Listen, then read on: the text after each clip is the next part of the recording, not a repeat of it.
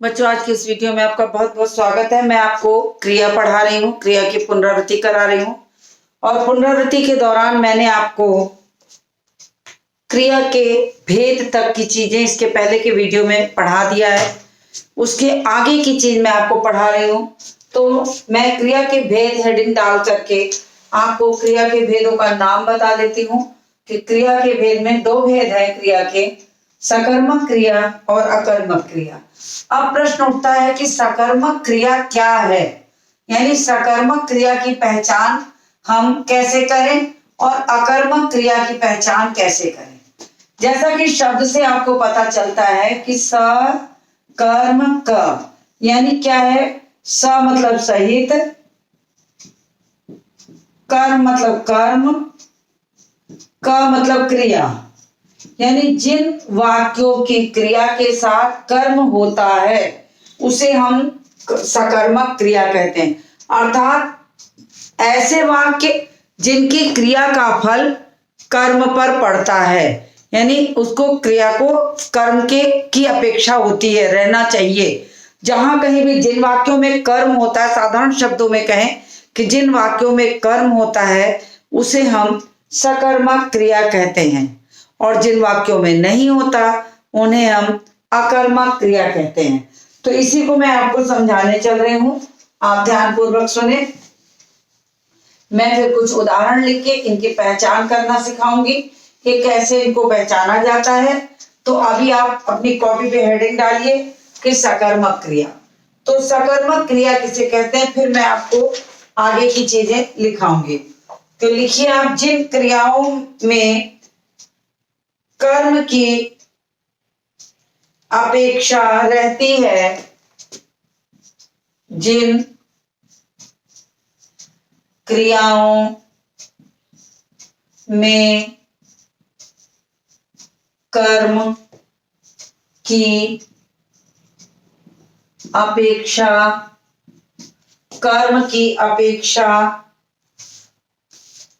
रहती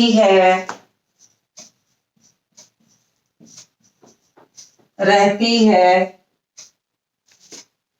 तथा जिसका फल कर्म पर पड़ता है तथा जिसका प्रभाव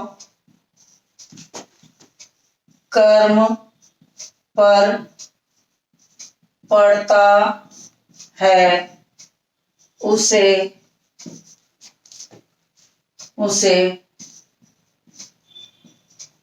सकर्मक क्रिया कहते हैं। जैसे राम आम खाता है। अब खाने की जो क्रिया हो रही है उसका प्रभाव आम पर पड़ रहा है, तो यहाँ पर आम जो होता है वो उसका कर्म बन जाता है, तो यही कहा गया है। तो और इसको यदि आप अन्य उदाहरणों से समझना चाहते हैं तो मैं दूसरा उदाहरण लिखती हूं कि राजा पुस्तक पढ़ता है। रवि तबला बजाता है। नूपुर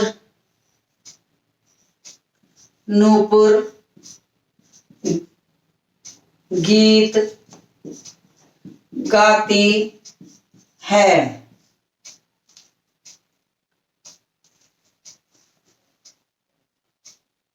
मोहन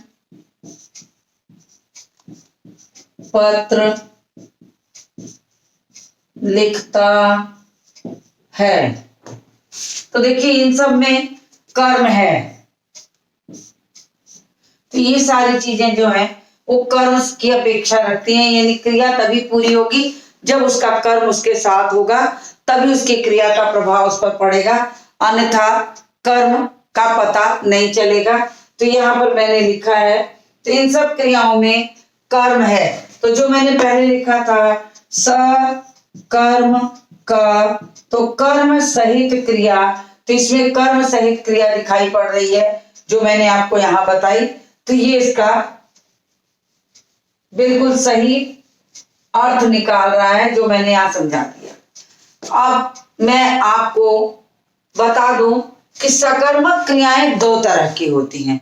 एक होता है अकर्मक, एक कर्मक क्रियाएं, दूसरा होता है द्विकर्मक क्रियाएं। तो सकर्मक क्रियाओं के कितने भेद होते हैं? सकर्मक क्रियाओं के दो भेद होते हैं। पहला, एक कर्मक क्रिया, दूसरा द्विकर्मक क्रिया। अब देखिए, आपको ये याद रखना पड़ेगा कि सकर्मक क्रिया के दो भेद होते हैं। अब सकर्मक क्रियाओं के जब दो भेद होते हैं तो उसको हम कहते क्या है? उसको एक को कहते हैं एक कर्मक क्रिया और दूसरे को कहते हैं द्विकर्मक क्रिया। अब जैसा इसका नाम है ठीक वैसी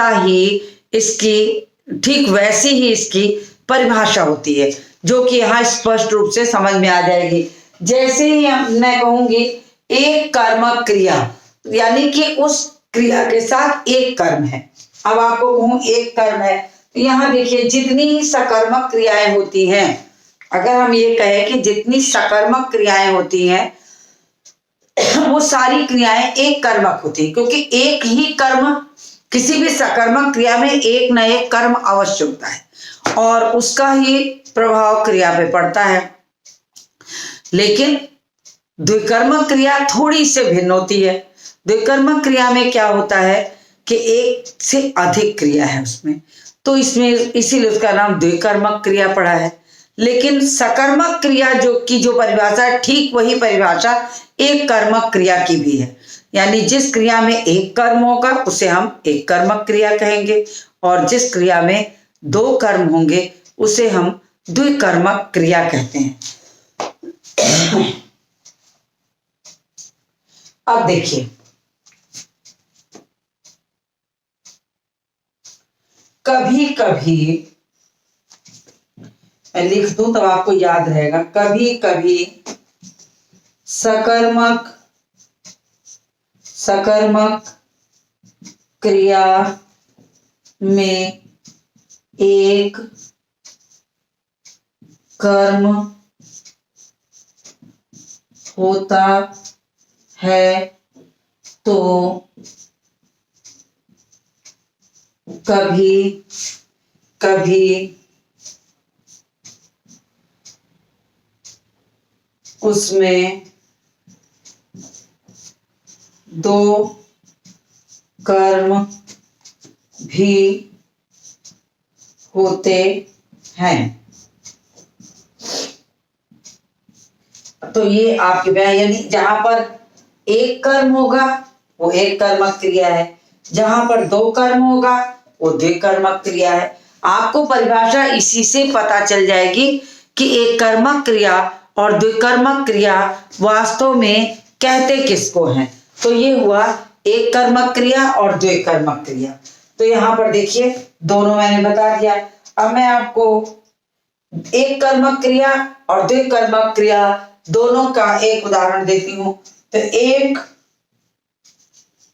कर्मक क्रिया,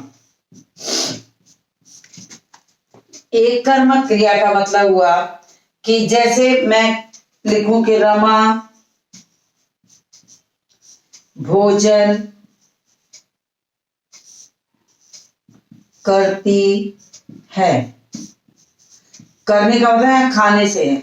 अगर हम कहते हैं रमा भोजन करती है, यानी रमा जो है खाना खाती है। अगर हम आपको खाना खाती है ना करके कहते हैं भोजन करती है, तो करने की क्रिया प्रक्रिया है और करने की जो प्रक्रिया है वो किस माध्यम से भोजन खाया जाता है, वो खाने की प्रक्रिया है। तो यहाँ पर खाने की प्रक्रिया को ही दिखाया गया है कि रमा भोजन करती है, तो इसकी पूर्ति इस कर्म के माध्यम से हो रही है और ये एक कर्म है, एक कर्म है। तो यहाँ पर कौन से हो गया, एक कर्मक परिभाषा में एक कर्मक क्रिया का उदाहरण ये हो गया। दूसरा उदाहरण लिखती हूं, दुकानदार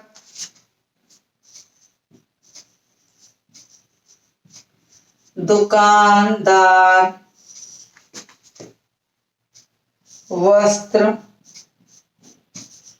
देता है। अब दुकानदार वस्त्र देता है, अब देने की प्रक्रिया वस्त्र के माध्यम से पूरी हो रही, यानी इसके साथ जो कर्म है वस्त्र देना है और वो एक है। तो यहाँ पर जो परिभाषा है एक कर्मक क्रिया की, वो अपने में पूर्ण हो रही है कि एक कर्मक क्रिया किसे कहते हैं। तो ये आपको स्पष्ट हो गया होगा। तो इतनी बातों का आप स्क्रीनशॉट लीजिए, तब मैं आगे का काम कराऊंगी। मैं किनारे हट रही हूँ, आप स्क्रीनशॉट ले लीजिए। तो मुझे उम्मीद है कि आपने इसका स्क्रीनशॉट ले लिया होगा। मैं इसको रब करती हूँ, फिर इसके बाद आगे की चीजें समझाऊंगी। तो क्रिया का मतलब ये होता है किसी कार्य का करना या होना, और इसके माध्यम से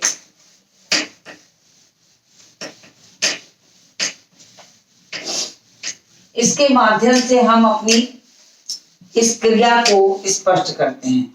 अब कहने का तात्पर्य क्या है कि अगर क्रिया में एक कर्म है, अगर क्रिया में एक कर्म है तो हमारी एक कर्मक क्रिया हुई। अगर उसी क्रिया में दो कर्म होंगे तो हमारी वो द्विकर्मक क्रिया हो गई। तो मैं बोर्ड रब कर लूं, फिर मैं आगे की चीज बताऊंगी। तो सबसे पहले मैंने इसीलिए बोर्ड रब किया, बोर्ड लिखने की जगह बनाई, मैं आपको अपनी बात समझा सकूं ताकि। तो इतनी बात आपको समझ में आ गई होगी कि एक कर्मक किस क्रिया किसे कहते हैं। अब मैं द्विकर्मक क्रिया का उदाहरण दूंगी। तो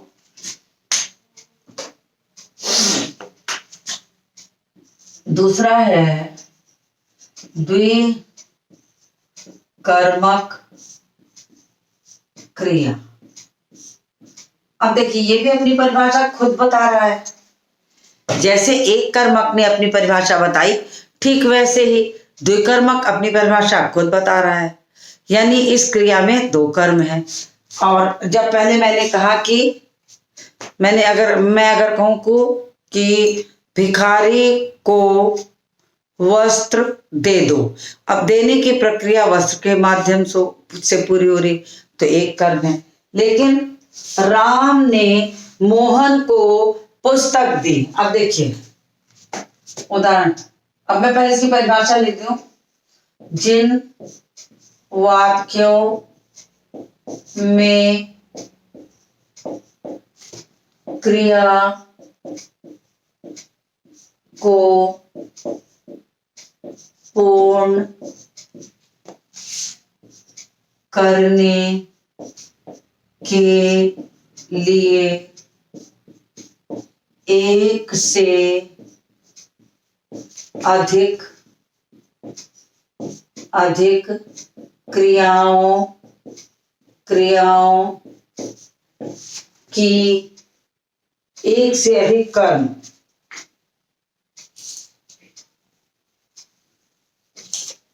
एक से अधिक कर्म की आवश्यकता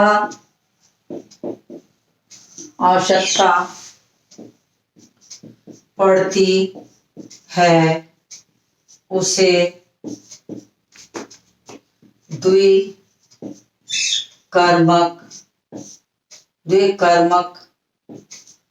क्रिया कहते हैं। तो देखिए यहां पर द्विकर्मक क्रिया की परिभाषा मैंने लिखी कि किसे द्विकर्मक क्रिया कहते हैं। तो द्विकर्मक क्रिया के को मैंने समझा दिया कि एक से अधिक क्रिया। तो मैं इसका एक उदाहरण लिखती हूँ, फिर आप इसको समझने की कोशिश करिए कि कैसे इसमें दो उदाहरणों के माध्यम से मैं इसे समझाऊंगी कि हाँ इसमें कैसे राम ने मोहन को पुस्तक दी। अब मैं इसको आपको समझाती हूँ। पहले उदाहरण मैं बोर्ड पे लिख दूं। जैसे राम ने मोहन को पुस्तक दी। अब देखिए यहां पर दो कर्म है। क्रिया क्या है? देना। उसका एक कर्म क्या है? पुस्तक। और दूसरा कर्म है मोहन। कैसे? अब मैं आपको सबसे पहले इतना समझ जाने के बाद कर्म कैसे पहचाना जाता है वो बताऊंगी। अगर आपको कर्म पहचानना आ गया तो आप दोनों कर्म पहचान सकते हैं। उसकी विधि में भी मैं आपको बता दूंगी। अब सकर्मक क्रिया की अगर बात करें तो सकर्मक क्रिया में क्या होता है कि कर्म के साथ वाक्य में कर्ता और कर्म के साथ वाक्य में आप क्या लगा दीजिए और उस क्या का जब उत्तर जो मिलेगा वही उस वाक्य का कर्म होगा। ये ध्यान में रखकर आपको कार्य करना चाहिए। अगर मैं कहती हूं कि गीता ने खाना खा लिया, तो आप खा लिया और गीता कर्म है और खा लिया क्रिया है, और दोनों शब्द के बीच में आप क्या लगाइए और उस क्या का जो उत्तर मिलेगा वो उस वाक्य में कर्म होगा। इस तरह से आप कर्म पहचान सकते हैं। तो मैं यहाँ पर अभी मैं द्विकर्मक के लिए नहीं बता रही हूँ, पहले मैं सकर्मक की पहचान करना बता दूं। तो पहले आप ये जान लीजिए कि राम ने मोहन को पुस्तक दी। इस वाक्य में जो पुस्तक है और जो मोहन है, इसमें दोनों शब्द जो है वाक्य में कर्म है, इसलिए यहाँ पर ये द्विकर्मक क्रिया होती है। तो इस तरह से और एक उदाहरण लिखती हूँ। रमा ने भिखारी को भोजन दिया। दूसरा है रमा ने भिखारी को भोजन दिया। यहां भी देने की प्रक्रिया है। क्या दिया जा रहा? कर भोजन। किसको दिया जा रहा? भिखारी को। तो यहां भी दो कर्म है। इस तरह से आपको कर्म पहचानना जब आ जाएगा तब आप अच्छी तरह से ये जान जाएंगे कि हाँ इसमें कर्म है, अर्थात ये सकर्मक क्रिया है। अगर आपको कर्म पहचानना नहीं आया तो आप सकर्मक और अकर्मक का भेद कभी नहीं कर पाएंगे। तो सबसे पहले आपको कर्म को पहचानना आना चाहिए। तो इसको मैंने आपको बता दिया। अब मैं आपको बता दूं कि कैसे आप, या मैं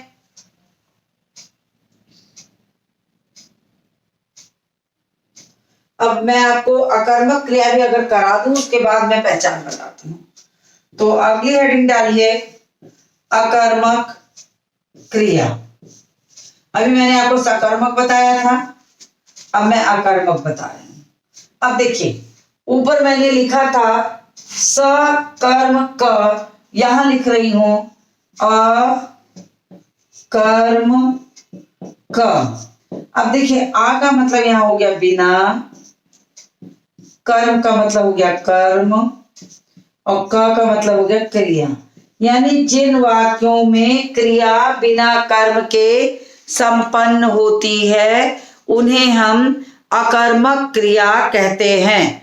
अर्थात बहुत सारे ऐसे वाक्य होते हैं जिनमें कर्म नहीं होता। अब अगर मैं कहूं कि सीता रोती है, तो सीता रोती है, ये इसमें एक कर्ता और एक क्रिया है मगर कोई कर्म नहीं है। अब ऐसे वाक्य आपके क्या हो जाएंगे? अकर्मक क्रिया। इस बात का आपको ध्यान रखना आवश्यक है। तो इस तरीके से आप याद रखिए कि अकर्मक क्रिया तो बिना कर्म की क्रिया। इसलिए मैं इसको रख करके इसकी परिभाषा लिखती हूं। इसकी परिभाषा लिख देती हूं, आप इसकी परिभाषा लिखिए। जिन क्रियाओं में कर्म की अपेक्षा नहीं रहती, जिन क्रियाओं में कर्म की अपेक्षा नहीं रहती, जिन क्रियाओं में कर्म की अपेक्षा नहीं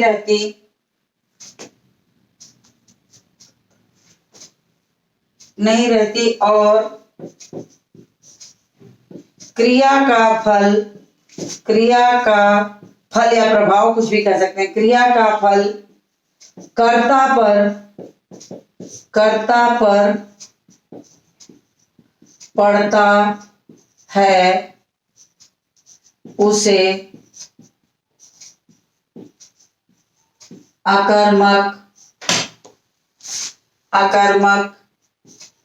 क्रिया कहते हैं। यानी उस वाक्य को पूरा करने के लिए एक कर्ता और एक क्रिया से ही जो है वाक्य वो पूर्ण हो जा रहा है। जैसे सीता रोती है, मोहन सोता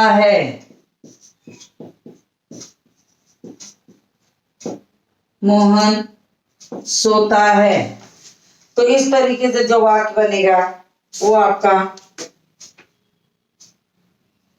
कल्पना, रीमा गाती है,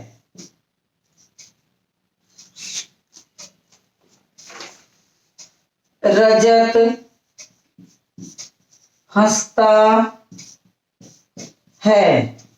अब यहाँ कोई भी कर्म नहीं है, यानी क्रिया का प्रभाव कर्म पर नहीं पड़ रहा, बल्कि कर्म की अपेक्षा वो सीधा कर्ता पर उसका प्रभाव पड़ रहा, और ऐसी स्थिति में वो अपना प्रभाव कर्म की अपेक्षा वहां नहीं हो रही है, तो वो अकर्मक क्रिया रह गई। यानी ऐसे वाक्यों को हम अकर्मक क्रिया कहते हैं। तो इस बात को आपको भली प्रकार जानना चाहिए कि सकर्मक और अकर्मक क्रिया की पहचान हम कैसे करें। अगर आपको सकर्मक और अकर्मक क्रिया पहचानना आ गया तो कभी भी आपको परीक्षाओं में जब दिया जाएगा तो आप प्रश्न पूछ करके आप उसका उत्तर खुद से निकाल करके उसके कर्म को पहचान लेंगे और अंक भी पूरे पाएंगे। तो इतनी चीज मैंने बता दी। अब मैं आपको पहचान करना बताऊंगी कि कैसे आप पहचान करेंगे। तो मुझे लगता है कि नीचे दिखाई देगा।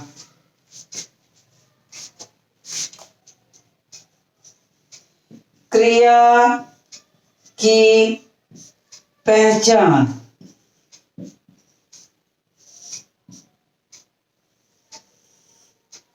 अब क्या है, एक ही वाक्य से क्रिया की पहचान करना आपको बता रही हूं, तो आप इसको पहले लिख लो फिर समझाती हूं। क्रिया पहचानने के लिए, क्रिया पहचानने के लिए कर्ता और क्रिया के बीच क्या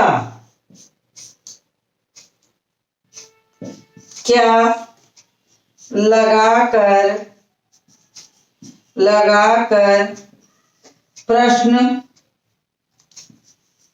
पूछने पर जो उत्तर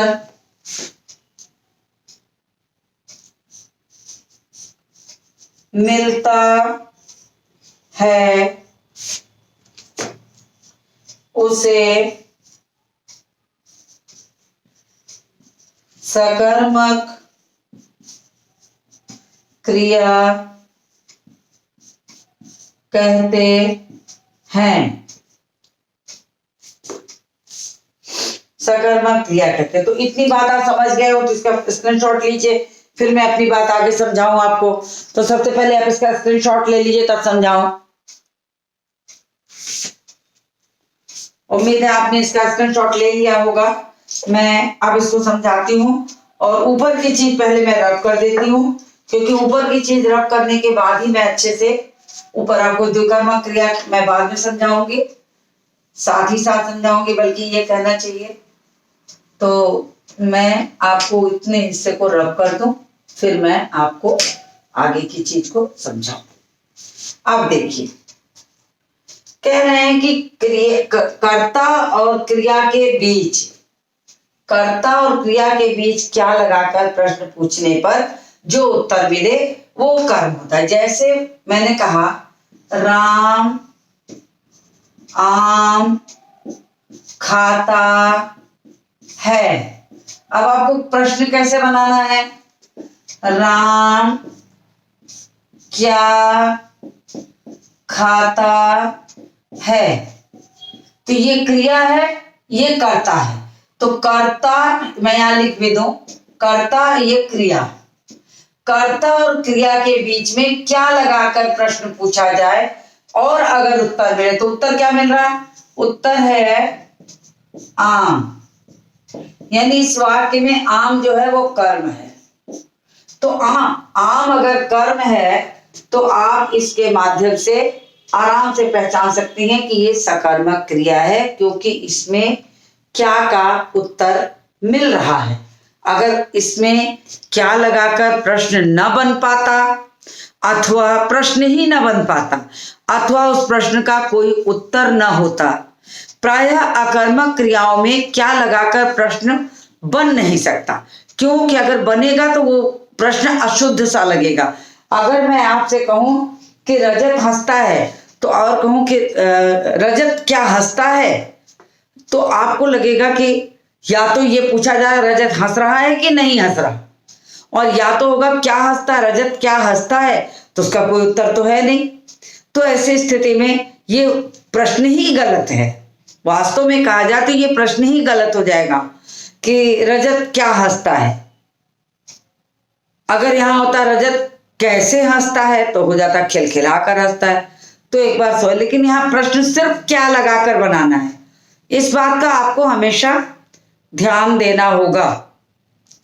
और अगर क्या लगाकर उत्तर मिल रहा है तो सकर्मक, नहीं मिल रहा है तो अकर्मक। तो जितने भी अकर्मक वाक्य होते हैं उन वाक्यों में क्या लगाकर प्रश्न पूछने पर प्रश्न नहीं बन पाता या बना दिया जबरदस्ती तो वो प्रश्न ही अशुद्ध होता है। इस बात का हमें हमेशा ध्यान रखना चाहिए। और जिन वाक्यों में क्या लगाने पर उत्तर निकल आ रहा है, जैसे मैंने यहाँ लिखा है राम आम खाता है को लिखा राम क्या खाता है, तो इसका उत्तर क्या होगा? इसका उत्तर है आम खाता है। आम इस वाक्य में कर्म है, यानी ये वाक्य जो है वो क्या है? सकर्मक क्रिया है। इसको हम सकर्मक क्रिया का वाक्य कहते हैं। अगर आपको ये वाक्य देकर के प्रश्न पूछा जाए कि ये वाक्य सकर्मक है अथवा अकर्मक, या क्रिया पहचाने, क्रिया का भेद बताएं, तो आप इसको सीधे सीधे लिखेंगे कि ये वाक्य जो है वो सकर्मक है। अगर कारण पूछा है तो आप बता दीजिएगा, अन्यथा आप सिर्फ सकर्मक लिख दीजिएगा, बात खत्म। तो इस तरीके से आपको क्रिया की पहचान करना भी आ जाएगा। तो इतनी चीज मैंने बताई आपको। अब मैंने पहचान करना भी बता दिया। द्विकर्म, अच्छा मैं आपको द्विकर्मक क्रिया की पहचान बता दूं आपको कि देखिए द्विकर्मक क्रिया कैसे पहचाने। इतना मैं रब कर दूं, इसकी तो आपको आवश्यकता है नहीं। अभी मैं इसको बता दूं द्विकर्मक क्रिया कैसे पहचानते हैं। एक वाक्य लिख देती हूँ और उसके माध्यम से मैं आपको द्विकर्मक क्रिया पहचानती हूँ। जैसे द्विकर्मक क्रिया के क्या होगा, लिख दो यहाँ द्विकर्मक क्रिया की पहचान रमा भिखारी को वस्त्र देती है। अब इसमें क्या होगा, ये कर्ता है, ये आपकी क्रिया है। अब आपको कर्ता और क्रिया के बीच में क्या प्रश्न लगाता है? अगर मान लीजिए मैं कहूं कि रमा क्या देती है, तो उत्तर क्या निकलेगा इस क्या का? वस्त्र। उत्तर है वस्त्र। यानी इस वाक्य में एक पहले नंबर पर वस्त्र जो है वो कर्म है, और कर्म होने पहला कर्म है ये, और पहला कर्म है तो ये उत्तर निकल आया वस्त्र, यानी एक कर्म है तो सकर्मक तो है। लेकिन अभी ये वाक्य का ये हिस्सा शेष बचा है कि रमा वस्त्र किसको देती है। अब यहां किसको लिखेंगे तो उत्तर मिलेगा भिखारी को। भिखारी को, तो यहां पर ये भी आपका जो है दूसरे नंबर का कर्म है, कर्म है। तो द्विकर्मक क्रिया में एक शब्द कर्म का जो होता है वो व्यक्तिवाचक होता है, और व्यक्तिवाचक या जातिवाचक होता है, और दूसरा जो होता है वो आपका ऐसा कर्म होता है जिसके माध्यम से क्रिया संपन्न हो रही है। तो पहले कर्म को आप क्या लगा के पूछिए, दूसरे को किसको लगा के पूछिए। अगर दोनों का उत्तर मिल जा रहा है तो मतलब ये क्या है, द्विकर्मक क्रिया है। तो इतनी बातें आपको समझ में आ गई होंगी। आप इसका स्क्रीनशॉट लीजिए, क्योंकि स्क्रीनशॉट रहेगा तभी आपको समझ में आएगा। तो मैंने आपको सकर्मक क्रिया अकर्मक क्रिया दोनों की पहचान बता दी, और मुझे उम्मीद है कि आपको इतनी चीजें समझ में आ गई होंगी। अब मैं आपको प्रेरणार्थक क्रिया बताऊंगी इसके बाद के वीडियो में, तो आप मेरे साथ बने रहिए। आज के इस वीडियो को समाप्त करती हूँ और मिलती हूँ आपसे अगले वीडियो में।